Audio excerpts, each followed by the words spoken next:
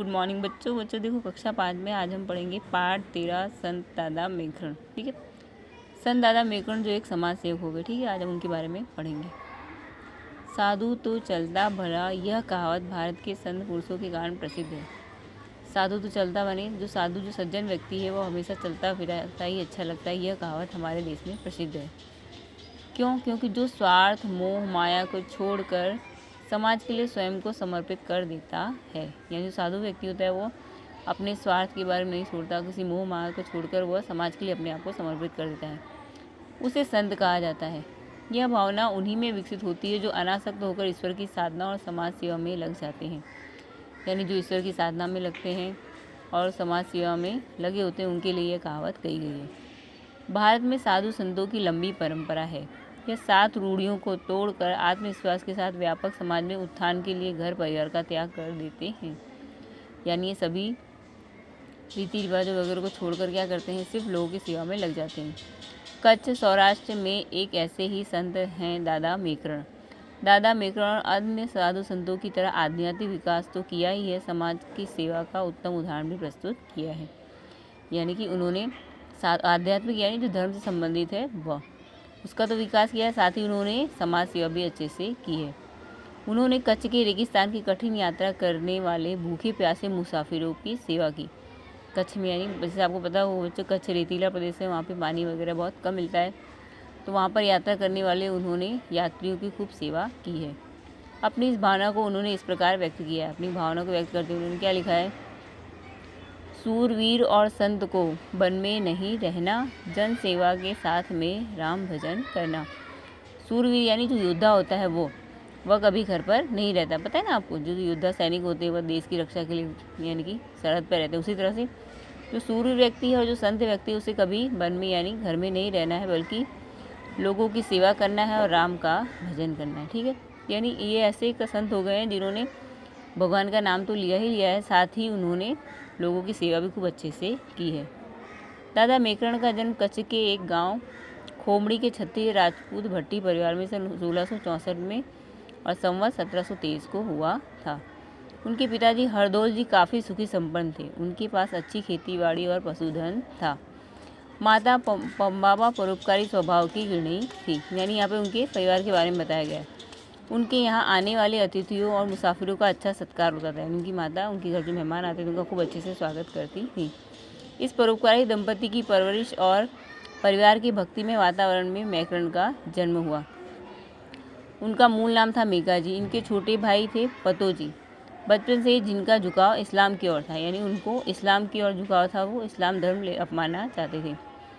बाल्यकाल में ही पतो जी ने घर छोड़ दिया और सिंध प्रदेश, जो हाल में पाकिस्तान में आया हुआ है, की यात्रा की। सूफी संतों के प्रभाव के कारण इस पंथ में जुड़ गए और पीर पतंग शाह के नाम से प्रसिद्ध हुए, यानी उन्होंने मुस्लिम धर्म को अपना लिया और उनके पीर बन गए। जैसे हमारे संत होते हैं उसी तरह उनके पीर होते हैं, और वे पीर पतंग शाह के नाम से प्रसिद्ध हुए। कौन? मेघा जी के भाई, मेघरण के भाई। ठीक है, मेघा जी का बचपन साधारण बालक की तरह, उनका किसी विशेष धर्म संप्रदाय की ओर झुकाव नहीं था, लेकिन वे प्रवृत्तियों और कार्य में एकाग्रचित्त से उत्साह से करते थे। यानी जब ये छोटे थे तो उनका किसी की तरफ झुकाव नहीं था कि भाई ये धर्म को अच्छा लगता है ऐसा कुछ, लेकिन उनका कार्य कैसा था, एकाग्रचित्त होकर सारा कार्य करते थे। युवावस्था में एक घटना ने उनके जीवन की दिशा निश्चित कर दी। पिता के घर में कुछ हिस्से का निर्माण करवाया था। खुदाई करते हुए जमीन से साधु संतों के काम आने वाली सामग्री निकली। उनके पिता ने उसे घर में संभाल कर रख लिया, यानी उनके पिताजी घर बनवा रहे होंगे तो उसमें कुछ ऐसे सामान मिले जो साधु संतों के काम आते होंगे। ठीक है, तो उन्होंने उसे संभाल कर रख लिया जिससे किसी साधु सन्यासी को दिया जा सके। उन्होंने इसलिए संभाल के रखा था कि किसी साधु सन्यासी को दे सके। घर में रखी सामग्री को मेघा जी ध्यान से देखते थे। धीरे धीरे उनके मन में दबी हुई वैराग्य भावना उठ खड़ी हुई और वे एक रात परिवार के सभी सदस्यों से कहे बिना आसाराम माता के मठ पहुँच गए।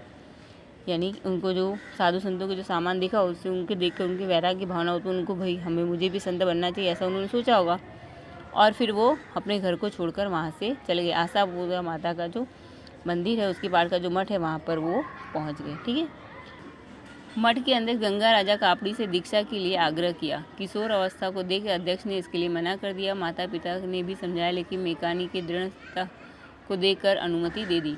यानी वहाँ के जो जो उनके गुरु हैं दीक्षा, उनसे कहा गया कि दीक्षा आप मुझे दीजिए, पर वो छोटे थे इसलिए उन्होंने नहीं दी, पर माता पिता के कहने पर उनको दीक्षा प्राप्त हुई। महंत गंगाराज ने उन्हें दीक्षा दी और नाम दिया मेकण। मेकण की तपस्या के लिए गिरनार जाने का संकल्प किया। 4-6 महीने की साधना के बाद उन्होंने सम्मानव सेवा का संकल्प लिया और कावड़ लेकर भूखे दिन दुखियों का भोजन करवाने का सेवा व्रत लिया।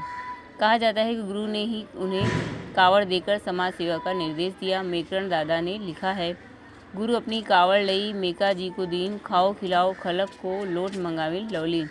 यानी उनके गुरु ने उनको सिखाया कि भाई एक कावड़ दी और कहा कि भाई लोगों के लिए मांगो और उनको जो भूखा प्यासा है उसे खिलाओ। दादा मेकरण की एक संकल्प यह भी लिया कि समाज सेवा के लिए जिस आश्रम की स्थापना करेंगे उसमें 12 वर्ष से अधिक नहीं रहेंगे। उसका कार्य उनके अन्यायियों को सौंप अन्य स्थान पर जन सेवा का कार्य आगे बढ़ाएंगे। यानी उन्हें ऐसा निश्चय कि जो आश्रम वो बनाएंगे वो कभी भी उसमें 12 साल से ज़्यादा नहीं रहेंगे, क्योंकि उन्हें भाई ऐसा होता है कि 12 साल से ज़्यादा रहेंगे तो उनको उसका मोह हो जाएगा। इसी संकल्पना के कारण उन्होंने बिलखा, जंगी और लोड़ाई आश्रमों की स्थापना की। ये उनके आश्रम जो उन्होंने स्थापित किए होंगे। इस सेवा कार्य में उन्होंने अपने व्यक्तित्व से कई लोगों को सद्मार्ग पर लौटाया और गलत मार्ग पर चल रहे थे, जो लोग गलत मार्ग पर चल रहे थे उनको सही मार्ग दिखाया। इनमें कामान धनजी, मोमायो परेल जैसे अनेक व्यक्ति, यानी इन व्यक्तियों का नाम है जिनको वो सही रास्ते पर लाए। इसके अलावा सद्वृत्ति और भावुक प्रवृत्ति के अनेक लोगों ने उनसे दीक्षा के लिए दृढ़ आग्रह किया। इनमें पारू महाराज, जसी रवाइन, हिमा नामक चारण स्त्री, लीलाबाई, धार्मिवती के कुमार दंपति जैसे अनेक थे। यानी कई लोग ऐसे थे जो इनको अपना गुरु बनाना चाहते थे। ईश्वर के प्रति अटूट श्रद्धा और जन सेवा की दृढ़ इच्छा ने कच्छ और सौराष्ट्र क्षेत्र में दादा मेकरण की गौरव गाथा फैलाई। यानी सौराष्ट्र में उनका खूब नाम हो गया कि भाई ये अच्छे संत हैं। उन्होंने जाति धर्म संप्रदायों के बंधनों को तोड़कर जन सेवा का ऐसा उदाहरण प्रस्तुत किया जिसकी मिसाल दूसरी नहीं है। यानी उन्होंने जाति पाति का कोई भेद नहीं रखा, सबकी समान सेवा की। वे एक कावड़ द्वारा खाने की सामग्री एकत्र करके जरूरतमंदों तक पहुंचाते। यानी उनके पास जो कावड़ था उसमें लोगों से मांगते, यानी जिनके पास जो संपन्न थे, और फिर जो गरीब होते थे उनको वह कावड़ में जो सामान होता था वह देते थे। कच्छ के रेगिस्तान में यात्रियों को बहुत परेशानी होती थी। इसे ध्यान में रखकर उन्होंने ऐसे आश्रम की स्थापना की जिससे जन सेवा का कार्य सुगमता से हो सके। उनके पास मोती नाम का कुत्ता था। कुमार दंपति ने उन्होंने लालिया नामक गधे की मांग लिया। लालिया और कालिया यानी गधे और उस कुत्ते को लेकर वे पूरे रेगिस्तान में घूमते रहते। जोड़ी ने रेगिस्तान के मुसाफिरों की भूख प्यास दूर करने का अद्भुत कार्य किया। यानी अपने साथ सेवा कार्य में किसके लगाया था? लालिया को और कालिया को। ये कौन है? गधा और कुत्ता। वे लालिया की पीठ पर रोटियां और पानी के घड़े बांध देते। मोती के साथ लालिया खाने का सामान लेकर निकल जाता और लौटते हुए व्यापारी के पास आवश्यक सामग्री ले आते। इन मुक्त प्राणियों की सेवा की चर्चा पूरे पंथक में होने लगी। यानी अपने साथ साथ उन्होंने उस गधे और कुत्तों को भी लगा दिया था कि भाई वो लोग भी आराम से जाते थे, जो व्यापारियों के पास से जो उनके पास जो साधन सामग्री वो लेते थे और दिन दुखियों की सेवा में उस सामान का उपयोग करते थे। दादा मेकरण की इस कार्य के कारण उन्हें कावड़िया साधु यानी कच्छ का कबीर जैसे विरुद्ध दिए गए। उनकी कावड़ को कामधेनु कहा जाता था। कामधेनु अर्थात बच्चों एक गाय है जिससे हम कुछ भी मांगे तो प्राप्त होता है। तो कावड़ को कामधेनु कहा गया क्योंकि वह गरीबों की सेवा में उपयोगी थी। उनके जीवन का मन था जन सेवा के साथ राम भजन करना। समाज में रहकर आध्यात्मिक क्षेत्र में विकास किया जा सकता है, यह दादा मेकरण के कार्यों से प्रमाणित है। प्रसिद्धि मिलने पर उनके साथ कई चमत्कारी प्रसंग भी जुड़ गए। नदी के पट में गाय चराने वाले बालकों का बाढ़ से बचाव, महंत गंगा राजा की घोड़ियों को चोर से वापस लाना, त्रिशूल गाड़कर पानी निकालना जैसी जन श्रुतियाँ प्रचलित है। यानी उन्होंने और कई चमत्कारी कार्य भी उनके नाम से जुड़े हुए हैं। इनके बीच से उनका समाज सेवी आध्यात्म के प्रति समर्पण भी लक्षित होता है। यानी आध्यात्म यानी धर्म के प्रति उनका जो सेवा थी उनकी इत्यादि हमें दिखाई देती है।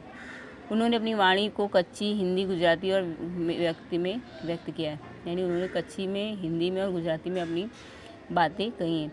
साखी, दोहे और गीत उन्होंने लिखे हैं जिसमें उनके अनुयायियों का संदेश भी है।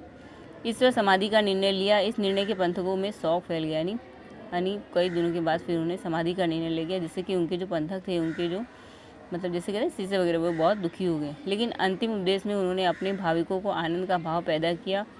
सन 1729 को उन्होंने समाधि ले ली। उन्हें रेगिस्तान का लहराता करुणा का समुद्र उचित ही कहा गया है। यानी 1729 में उन्होंने समाधि ले ली और उन्हें क्या कहा जाता है कि रेगिस्तान की लहराता हुआ करुणा का समुद्र। करुणा का समुद्र क्यों कहा गया? क्योंकि उन्होंने लोगों की बहुत सेवा की, इसलिए। तो बच्चों पाठ में से हमें मिलता है कि भाई हमें सिर्फ अपने परिवार के लिए नहीं बल्कि हमारे समाज के, हमारे देश के लिए भी कार्य करनी चाहिए। हम संत न बने तो भी कोई बात नहीं, लेकिन वैसे भी हम लोगों की सेवा कर सकते हैं बिना संत बने भी। लेकिन हमारा लक्ष्य होना चाहिए कि अपने समाज, अपने देश के लोगों की सेवा और क्या करें, सेवा करें और उनके लिए, उनके कल्याण के कार्य करें। ठीक है बच्चों, धन्यवाद।